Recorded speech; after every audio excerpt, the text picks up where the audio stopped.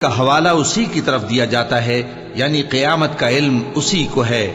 और न तो फल गिलाफों से निकलते हैं और न कोई मादा हामिला होती है और न जनती है मगर उसके इल्म से।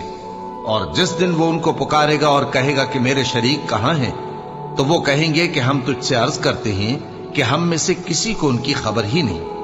और जिनको पहले वो अल्लाह के सिवा पुकारा करते थे सब उनसे गुम हो जाएंगे और वो यकीन कर लेंगे कि उनके लिए कोई राह फिरार नहीं। इंसान भलाई की दुआएं करता करता तो थकता नहीं, और अगर उसको तकलीफ पहुंच जाती है तो नाउम्मीद हो जाता है, आस तोड़ बैठता है।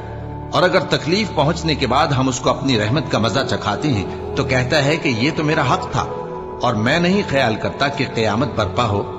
और अगर क़यामत सचमुच हो भी और मैं अपने परवरदिगार की तरफ लौटाया भी जाऊं तो मेरे लिए उसके यहां भी खुशहाली होगी। बस काफिर जो कुछ